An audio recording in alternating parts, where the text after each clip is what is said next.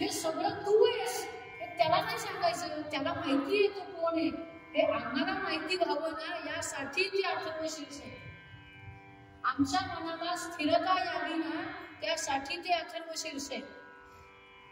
पण आम्ही अथर्वशीर्ष गणपतीच्या शेजारी लावून ठेवतो आणि आमची कामं चाललेली असतात. कामं करण्यासाठी अथर्वशीर्ष नाहीये, गणपतीला ऐकवण्यासाठी अथर्वशीर्ष नाहीये. गणपतीचं ध्यान तुम्ही आम्ही केलं पाहिजे, आमचा उद्धार झाला पाहिजे त्यासाठी अथर्वशीर्ष. इथे आमच्याकडे 10 दिवस गणपती वाजले की बारा ऐकतो. पंढरीनाथ भगवान. आमची संस्कृती आम्हीच बिघडवली आहे आणि ती जी बिघडवलेली संस्कृती आहे ती सरळ करण्याची वेळ आता आलेली आहे आणि आत्ताच ती सरळ करणं गरजेचं आहे. का? कारण आता राम राज्याला सुरुवात झाली. पंढरीनाथ भगवान. ते राम राज्य तुम्हाला आम्हाला आता शिकवणार आहे की नेमकं काय करायला पाहिजे आणि नेमकं काय करायला नकोय. आणि याच्या आधी सांगितलं नाही का? सांगितलं, पण सांगून उपयोग झाला नाही. म्हणून अयोध्येमध्ये पुन्हा रामराज्याची सुरुवात झाली आणि सगळीकडे आम्ही त्या दिवशी जल्लोष केला ना. पण तो जल्लोष कसा केला तर रामनामाने जल्लोष केला ना. 10 दिवस ज्यावेळेला गणपती आमच्याकडे बसतो ना त्यावेळेला सुद्धा गणपतीच्या नावाचा घोषच सगळीकडे ऐकायला आला पाहिजे. असा 10 दिवस उत्सव करायला पाहिजे आम्ही. ही गरज आहे काळाची, ही गरज आहे आता नवीन पिढीला सांगण्याची आणि ही गरज आहे आता आम्हाला नवीन पिढी तयार करण्याची. कारण इथून पुढचे दिवस जर चांगले असतील तर ते चांगलेच पुढे गेले पाहिजे आणि जर इथून पुढचे दिवस वाईट असतील, वास्तविक 2024 रणशिंगे गेले, कोण येईल माहिती नाही, पण आजचे दिवस नक्की येतील, ते आपल्याच हातात आहे. पंढरीनाथ भगवान.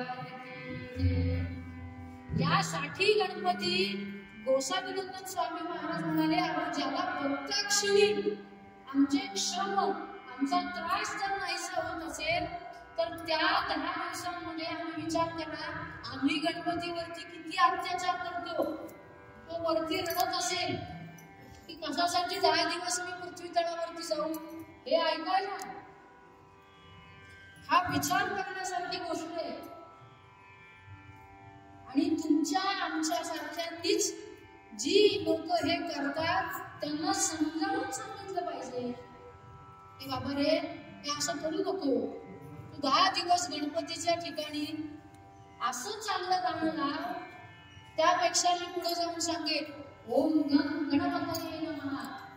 हा जप जरी आमच्याकडून 10 दिवस झाला ना तरी सुद्धा गणपती बरोबर विसर्जन आपलं होईल, इतका मोक्ष प्राप्त आम्ही करू शकू, एवढी आमच्या या मंत्रांमध्ये ताकद आहे.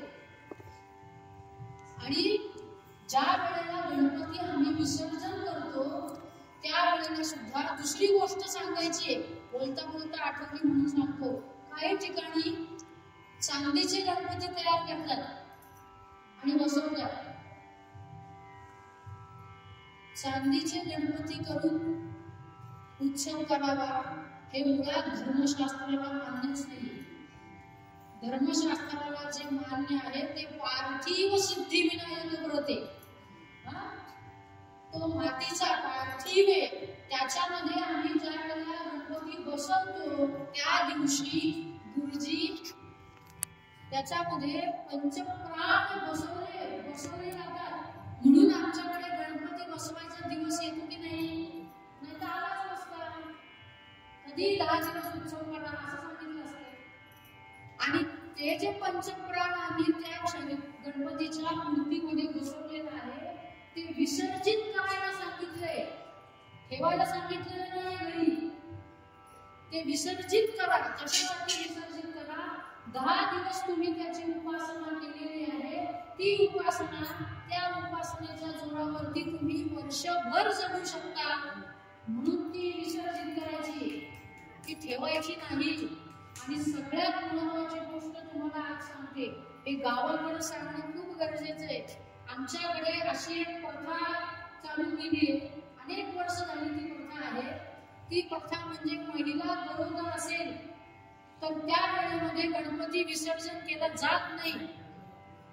हे चूक आहे, हे धर्मशास्त्राला मान्य नाही. हे पुन्हा एकदा सांगते मी, भेंडीच्या देठापासून ओरडून सांगते, हा पार्थिव सिद्धी विनायक व्रत आहे. व्रत आहे म्हटल्यानंतर त्याची समाप्ती झालीच पाहिजे. स्त्री गरोदर असो तरी सुद्धा गणपती 10व्या दिवशी विसर्जन करायलाच पाहिजे. तो वर्षभर घरी ठेवायचा नाही. का नाही ठेवायचा? अगं तुम्ही त्याच्यात पंचप्राण फुंकलेले आहे आणि तुम्ही काय करता, तो गणपती वर्षभर माळ्यावरती ठेवता. त्याची पूजा तुम्ही करत नाही, त्याला नैवेद्य दाखवत नाही, त्याला तसंच ठेवता. त्या गणपतीमध्ये असलेल्या देवत्वाला तुम्ही धक्का लावता आणि तुमचा कर्म अजून पाप वाढवतो, तुमचेच पाप अजून वाढवतो. असं करू नका. इथून पुढे जागरूक व्हा, लोकांना सांगा. आणि जर कोणी म्हटलं, हे कुठं लिहिले, जर कोणी म्हटलं हे कुठं लिहिले, मला येऊन भेटा. माझ्याकडे पुराव्यासहित उत्तर आहे, त्याशिवाय आम्ही कीर्तनकार गादीवर वगैरे राहत नाही. पण ते उत्तर कसा ते हे मी आता सांगणार नाही. जोच म्हणेल, जो मला प्रश्न विचारायला येईल की ताई तुम्ही हे कशा म्हणून सांगता, त्याच वेळेला मी उत्तर देईन. पण हे असं करायचं नाही, ते व्रत आहे. दुसरं उदाहरण, 16 सोमवारचं व्रत आहे ना. 16 सोमवार झाल्यानंतर तुम्ही त्या व्रताचा उद्यापन करता की नाही, तर तसंच ठेवता. आयुष्यभर तुला 16 सोमवार करता का? तसंच हे पार्थिव सिद्धिविनायक व्रत, त्या व्रताचं उद्यापन म्हणजे गणपती विसर्जन, हे त्या व्रताचं उद्यापन आहे असंच समजा. म्हणून कुठलीही स्त्री गरोदर असेल तर गणपती वर्षभर घरी ठेवायचा नाही. 2 गणपती घरी ठेवायचे नाही, ते विसर्जितच करायचे. हे लक्षात ठेवा, हे खूप महत्वाचं आहे. हे कुठल्याही कीर्तनात तुम्हाला कोणीही सांगणार नाही. हे जे आत्ता तुम्हाला सांगितले हे तसं करा. आणि आत्ता ज्यांच्या घरी गणपती असेल तसा, आणि जर महिला गरोदर असेल आणि त्यांनी विसर्जित केलं नसेल तर त्यांना विसर्जित करायला लावा. हेच कीर्तनातून केलेलं समाज प्रबोधन आहे. आणि मला फोन करून सांगा, ताई यांच्या घरामध्ये गणपती होता, तो आम्ही विसर्जन करायला लावला आणि त्यांनी विसर्जन केलं. त्या वेळेला कार्यकर काकांनी केलेला उत्सव, त्याच्यावरती कळस चढेल असं मी म्हणेन. या उत्सवाचं 200 वर्ष या उत्सवाला पूर्ण होत आहे. म्हणजे अजून 6 वर्ष बाकी. पण हे सगळ्याची जर कळस कधी होईल, ज्या वेळेला कीर्तनातून समोर प्रबोधन करणाऱ्या गोष्टी तुम्ही कराल, आम्ही सांगू आणि तुम्ही कराल, त्याच वेळेला हे सगळं होणार आहे. म्हणून तो स्वामीनंदन स्वामी महाराज सांगतात की बाबांनो, हा जो गणपती आहे, हा जो गजानन आहे ना, हा गजानन, त्याचं ध्यान तुम्ही आम्ही करायला पाहिजे. ध्यान कसं करायचं त्या गणपतीचं? त्या गणपतीचं स्वरूप काय आहे? विषय खूप सुंदर आहे. आज ध्यानापुरतच थांबू, म्हणजे आपलं ध्यान उद्या परत इथे पुढचं ऐकायचं. त्यामुळे आज या ध्यानापुरतं थांबू. गणपतीचं स्वरूप काय आहे ते उद्या आपल्याला ऐकायचंय. पण तत्पूर्वी उद्या येताना अजून 4 ध्यानाबरोबर